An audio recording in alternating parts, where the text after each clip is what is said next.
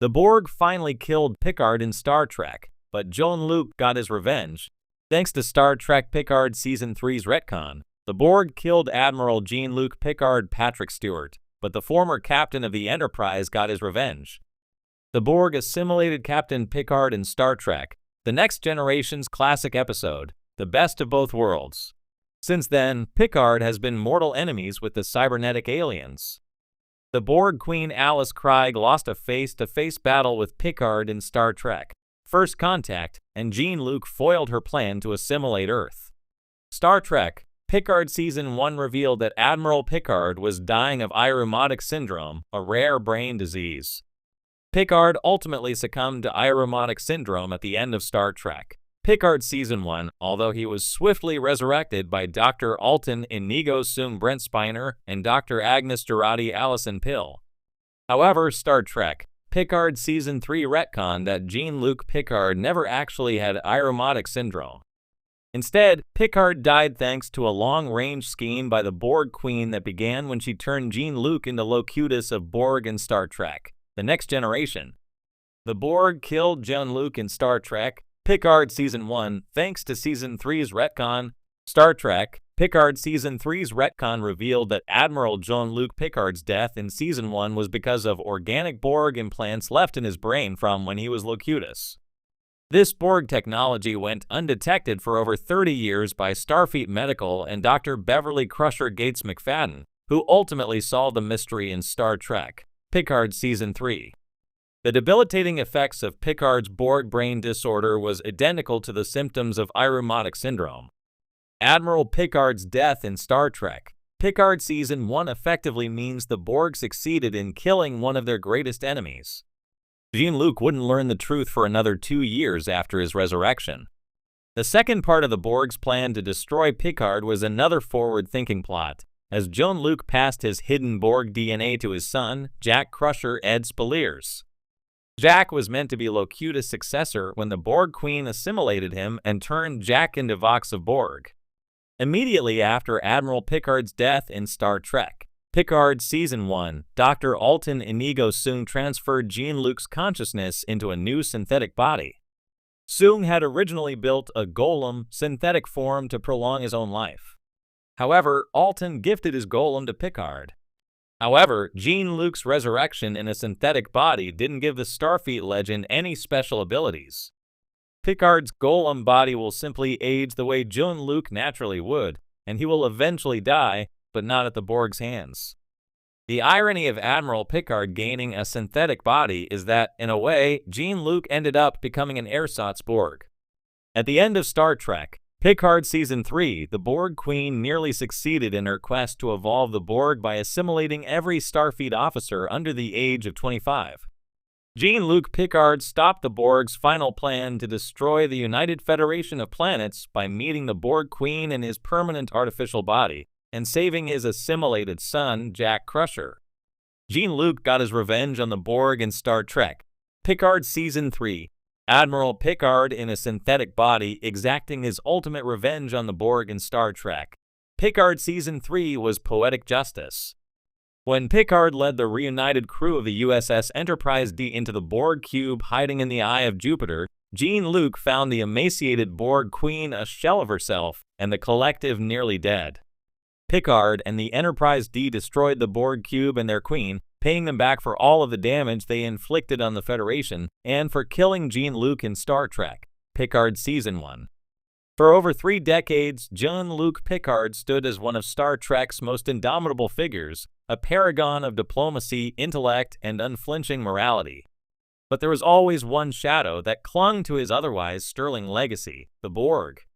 The cybernetic collective that once subsumed his identity, transforming him into Locutus, haunted Picard for the rest of his life. Even in his twilight years, the scars of assimilation, physical and psychological, never fully healed. And yet, in a narrative twist worthy of the franchise's most profound philosophical musings, Star Trek Picard Season 3 delivered a final reckoning between man and machine. The Borg finally killed Jean-Luc Picard. But true to form, death was not defeat. In fact, it became the crucible through which Picard forged his ultimate revenge, not just for himself, but for all who had suffered under the Borg's tyranny. A death long in the making, the Borg's obsession with Picard was unique. No other figure in the Alpha Quadrant had been so instrumental in nearly facilitating their conquest, nor so dangerous in resisting it afterward. Their connection was intimate, invasive, and eternal. Throughout the Next Generation, First Contact, and even into Picard, Jean-Luc's history with the Collective shaped his every decision. So when the Borg Queen resurfaced in Picard Season 3, utilizing a twisted biological assimilation plan that threatened the very fabric of Starfleet, it felt inevitable that Jean-Luc's story would come full circle. The confrontation was as brutal as it was poetic. Inside the heart of the transwarp nexus, Picard willingly reconnected with the Collective one final time. His aged consciousness plunged into the hive mind, opening himself to their cold, calculating chorus.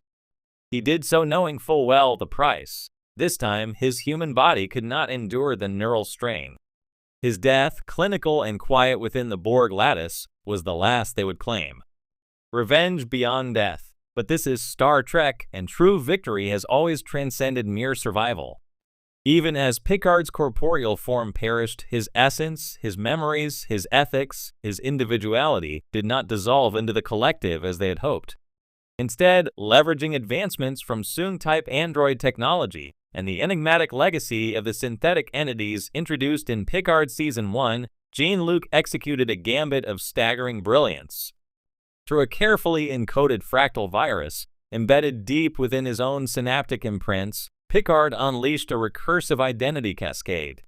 Where once Locutus served as a singular voice to command humanity's surrender, Picard's final imprint became a virus of defiance.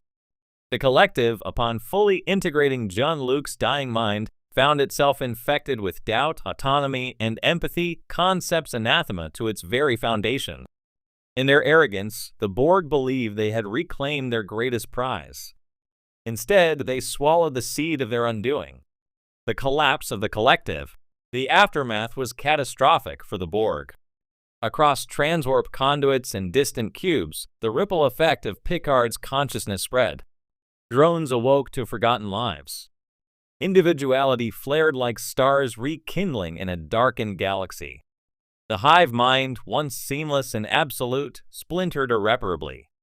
The Borg Queen's scream, heard simultaneously across subspace frequencies and through the mind's eye, marked the true end of the Collective's dominion. Worlds long dominated by the Borg emerged from centuries of darkness. Fleets crippled by assimilation regained autonomy. The nightmare that began when the Collective first declared, "Resistance is futile," had finally ended. Picard's legacy.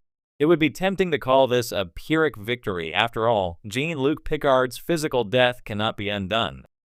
But such a conclusion misunderstands the heart of Star Trek. Picard's revenge was never about destruction. It was about liberation.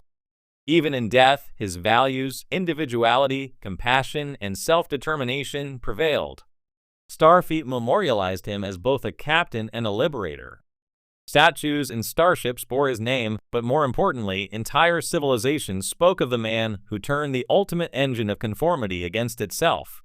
His closest friends, Riker, Crusher, 7 of 9, found closure not in mourning, but in witnessing the freedom he gifted to countless beings.